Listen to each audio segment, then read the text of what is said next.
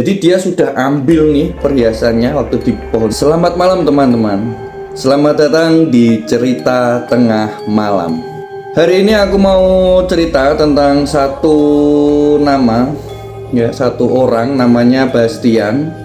Umurnya 24 tahun, sama kayak kita, ya kurang lebih sama lah ya.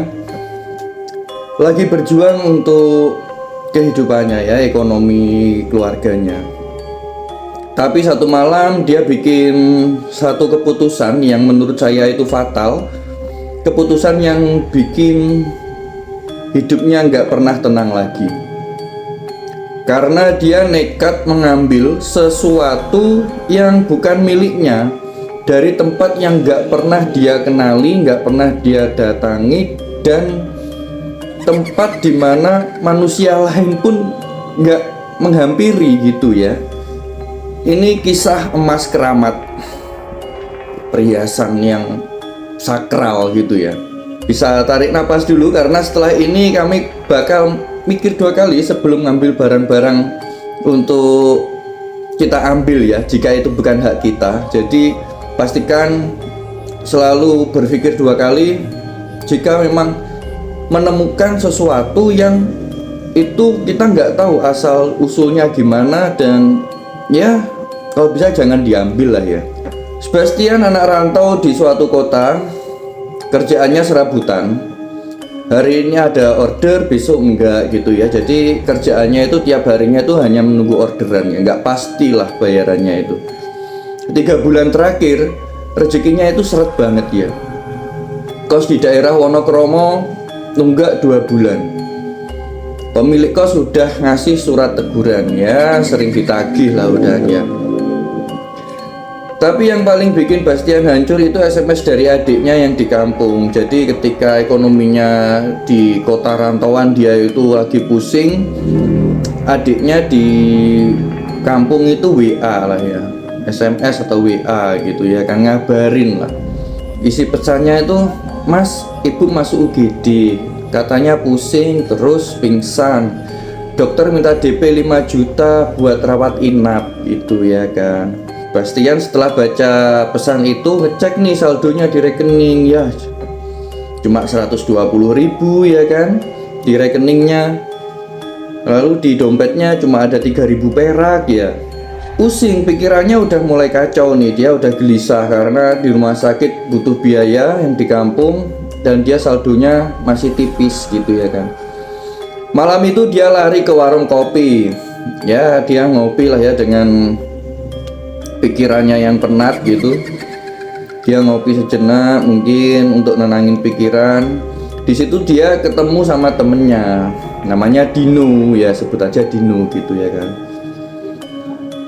Dino melihat si Bastian ini kok murung gitu ya kan. Terus ngomong gini, "Bastian, lu denger cerita Bukit Kendeng nggak?" gitu ya kan. Bastian cuma geleng-geleng. Lalu si Dino melanjutkan nih bisikannya, ya ceritanya lah. Di puncak bukit ada pohon beringin tua banget. Ya seperti gitu ya. Jadi seperti kita lah kalau lagi cerita gitu ya kan. Kalau lagi cerita ke orang gitu atau ke temen gitu, wah di sana lagi ada, di sana loh ada pohon beringin tua gitu ya kan. Akarnya gede-gede. Katanya di bawah akar itu orang dulu pernah naruh sesajen. Nah di sesajennya itu ada gelang emas. Mulai gelang emas, kalung emas, perhiasan lah ya, ada perhiasan untuk penunggu bukit. Udah puluhan tahun perhiasan itu ditaruh situ dan tidak ada yang pernah mengambilnya. Itu ceritanya. Lalu Bastian menanggapi nih, Bastian ketawa kecil waktu itu. Ah paling mitos buat nakut-nakutin anak kecil gitu ya kan. Ya kita sendiri kalau lagi diceritain seperti itu kan pasti pikirnya ah mitos ah, mana ada perhiasan emas ditinggal lalu gak ada yang ngambil gitu ya kan, kalau secara logika gitu ya kan.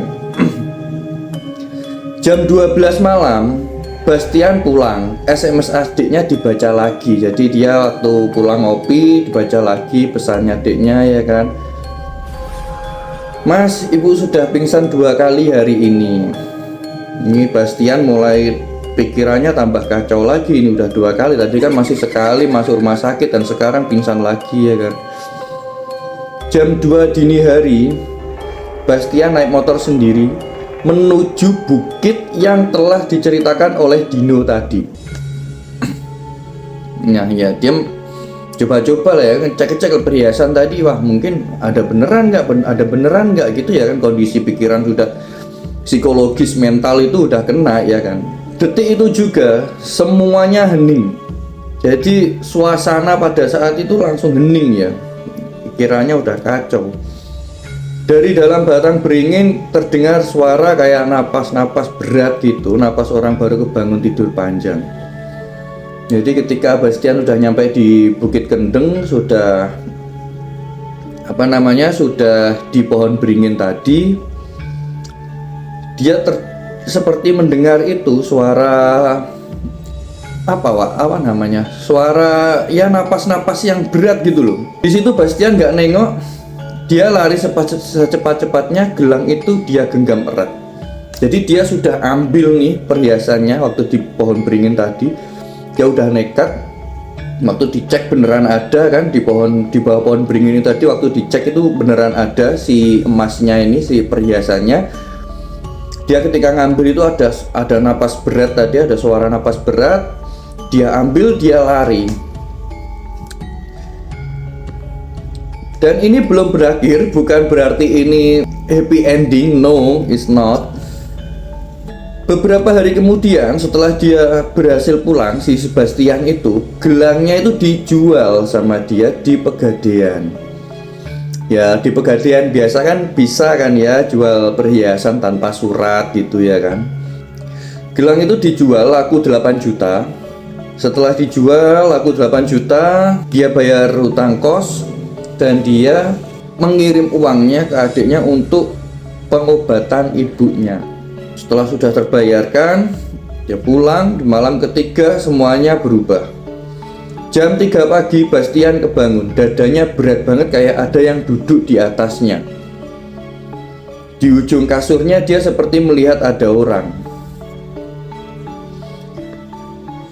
Seorang perempuan pakai kebaya putih, tapi putihnya itu putih-putih yang gimana ya, bukan putih bersih gitu, bukan ya. Agak-agak merinding. Bukan putih yang bersih itu, bukan ya. Tapi putihnya itu putih yang putih yang kotor-kotor gitu loh, yang udah kena tanah gitu loh. Rambutnya panjang nutupin seluruh muka, di tangannya pergelangan kiri kosong, berdarah menetes ke lantai. Jadi ada kotoran darahnya juga gitu ya kan. Lalu ada suara bisikan di situ. Jadi dia itu berbisik, "Kembalikan perhiasanku," gitu. Bastian mau teriak di situ kayak nggak bisa, tahu kelindihan. Nah mungkin seperti kelindihan gitu ya. Dia jadi kayak kelindihan gitu loh. Jadi kayak ada yang duduk, yang berat napas, seperti melihat bayang remang-remang. Orang yang pakai baju putih rambut panjang tadi sambil dengar suara "Kembalikan perhiasanku" gitu. Dia mau teriak itu udah nggak bisa. Lalu dia kebangun, ya dikira cuma mimpi biasa ya, mimpi buruk gitu ya kan. Sampai besoknya pintu kos diketok. Padahal dia di lantai 3, nggak ada tangga darurat di situ. Kaca jendelanya berembun, ada tulisan pakai jari. Jadi ada tulisan di jendelanya yang berembun gitu pakai jari gitu ya kan. Dibilang pencuri gitu ya, tulisannya semi-semi mistis gitu ya kan.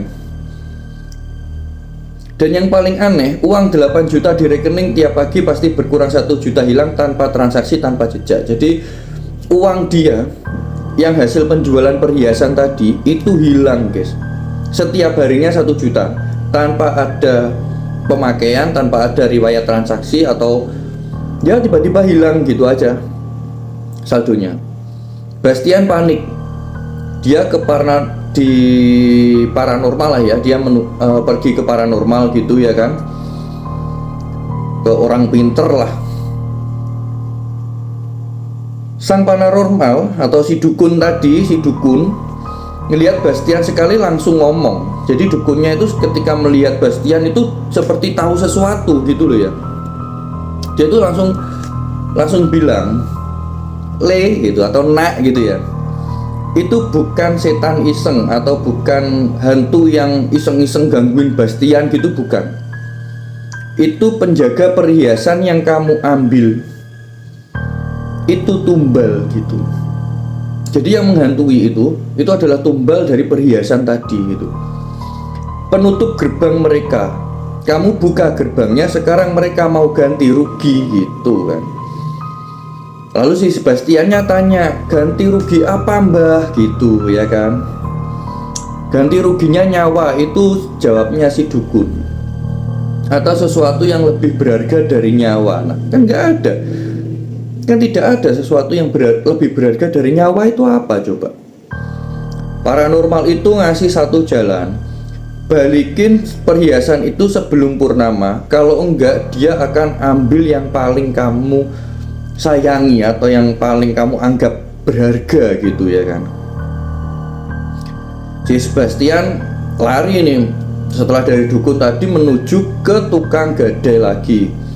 Tapi udah telat, emas itu udah dilebur jadi batangan, udah nggak ada bentuk gelangnya lagi. Jadi ketika emas di pegadaian tadi ternyata sudah diolah lagi bentukannya ya. Malam purnama tinggal 2 hari lagi. Bah, di sini wah panik sih. Dimana syaratnya itu cuma si Sebastian harus ngembaliin perhiasan itu tadi dengan kondisi yang sama. Ternyata di pegadaian sudah dilebur atau diolah, dibentuk ulang lagi gitu ya kan. 2 hari lagi malam purnama tiba. Ketika malam purnama tiba, bulan penuh terangnya nggak normal. Di kos Bastian lampu hidup mati, hidup mati, hidup mati itu ya kan. Jadi lampunya itu pada normal. Ketika bulan purnama atau malam purnama, lampu di kos-kosannya Bastian ini redup nyala gitu. Pintu kamar terbuka pelan, sret. Sosok itu masuk lagi, si orang yang pakai baju putih rambut panjang ini tadi. Kali ini dia nggak cuma berdiri, tapi ada gerakan yang bikin Bastian takut. Baik, saya juga merinding ini. Jadi si sosok putih tadi menunjuk Bastian. Dia menggerakkan tangannya menunjuk Bastian. Jari tulangnya nunjuk ke meja Bastian, ke satu foto ibu dan adiknya senyum bareng. Bastian langsung jatuh berlutut, dia ngerti maksudnya. Jadi si Bastian langsung inget ya kata-kata si Mbah Dukun tadi, kalau jika tidak bisa mengambil nyawanya, yang diambil adalah nyawa yang seseorang yang dia sayangi atau yang dia anggap paling berharga gitu ya kan. Si Bastian panik, dia gemetar dan dia bilang, jangan keluarga saya, jangan ambil keluarga saya, ambil saya saja. Si Bastian bilang seperti itu. Dengan tangan gemetar dia ambil pisau cutter di meja, dia gores pergelangan tangannya sendiri, dalam darah netes ke lantai. Jadi dia melukai dirinya sendiri ya. Si Sebastian ini melukai dirinya sendiri. Ambil darahku buat ganti gelangnya. Si Sebastian seperti itu. Jadi dia melukai tangannya sendiri dengan biar darahnya keluar, lalu menyerahkan diri lah, menyerahkan darahnya untuk mengganti perhiasan itu ke sosok itu tadi. Sosok kebaya itu berhenti, kepalanya miring kayak lagi mikir. Jadi hantunya ini mungkin pikir-pikir juga kali Wak ya. Jadi dia miring gini ya kan, berpikir ini masuk akal nggak ini kalau ditukar ini, mungkin seperti itu ya. Setelah sekian menit sunyi banget, cuma ada suara darah netes gitu ya kan. Terus dia berbisik, kali ini suaranya lebih jelas dan lebih manusia.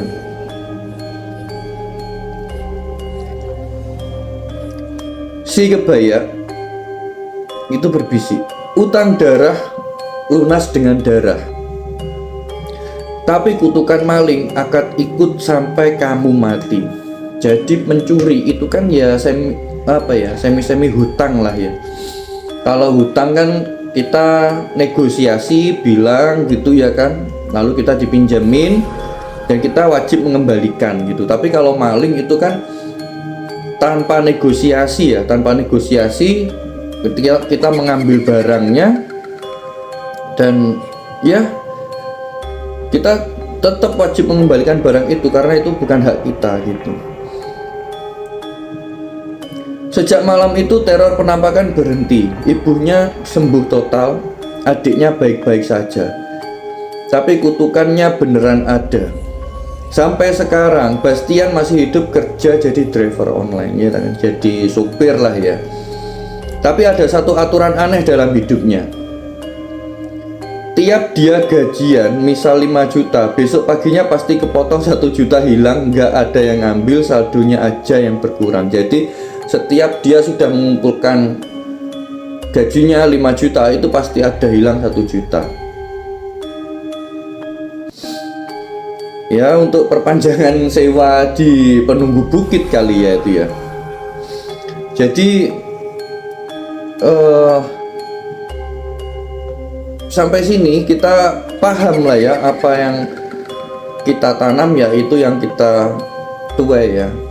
Mungkin pada saat itu si ibunya bisa selamat, keluarganya bisa selamat, tapi tidak untuk si pelakunya atau si Bastian gitu ya.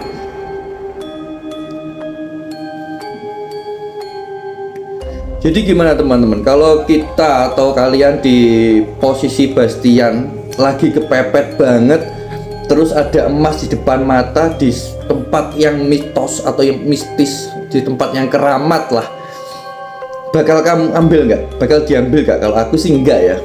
Kalau aku sih enggak, karena itu serem banget sih ya.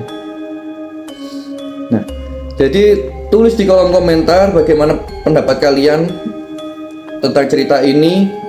Intinya jangan ambil barang yang bukan hak kita, karena itu pasti akan merugikan bagi kita semua. Terima kasih, selamat malam. Terima kasih sudah menonton. Dukung terus channel ini agar semakin meningkat dan semakin bagus lagi kualitas cerita yang ada di channel ini. Selamat malam.